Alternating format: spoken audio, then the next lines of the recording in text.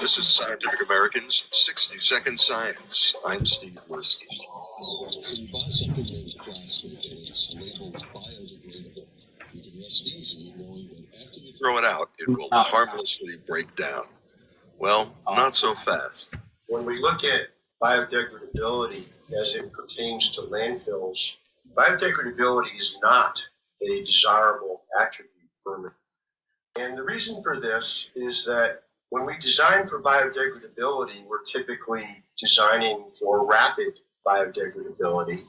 And yet, landfills do not begin to collect the gas that's produced typically for 2 years. So much of the gas, the methane from biodegradability is released to the environment before gas collection systems are installed. Morton Barlaws. He heads the Department of Civil Construction and Environmental Engineering at North Carolina State University. And he spoke June 6th on Capitol Hill at the third Science Meets Congress event, co-hosted by Scientific American and California Congressman Jerry McNerney. The theme of this session, solving the plastic waste problem. Now, I just answered the question from a landfill perspective. If I were to switch hats and say, well, is it desirable from a litter perspective? Sure. If it actually biodegrades and is converted to gas, then the litter would disappear, and that's desirable. But let's make sure it's really biodegrading and not just degrading into small pieces that nobody can see. That's degradability. It's not biodegradability.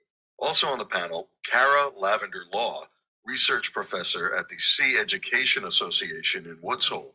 She studies plastic debris in the ocean. What about biodegradability there? I do not think that it is possible to design a material that will do that in the open environment, and certainly not in the ocean. My understanding is that a lot of the standards around the, classifying a material as biodegradable are done under temperatures of 30 degrees Celsius. And for reference, the average temperature of the surface ocean spans 0 degrees Celsius to 25 degrees Celsius with an average temperature of 4 degrees Celsius. So even if you had a magical material that satisfied all the other environmental criteria, it's likely that that kind of breakdown would occur on such slow timescales that waste would build up and probably cause environmental harm. We shouldn't think of the ocean as or the environment as a magical disposal of our waste. More of the session and a discussion of some solutions will air on an upcoming episode of the long-form Scientific American podcast, Science Talk. And the next 60-Second Science podcast will look at a new study on just how many tiny pieces of plastic you're ingesting every day. 首先呢，他是说，他们觉得说那个可生物降解的东西还是不一定很有效。像是说，他们就说，虽然他们会有一定的标准在检测这些东西，但是他们觉得说不一定，他们还是会缓解的很慢，最好还是用那种自然的材质会易的。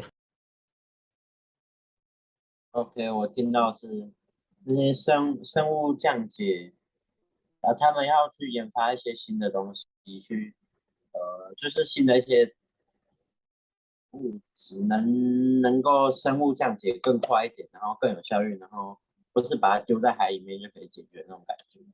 然后还有说什么，还要去调查我们生活中用了多少塑胶什么的，对，这样。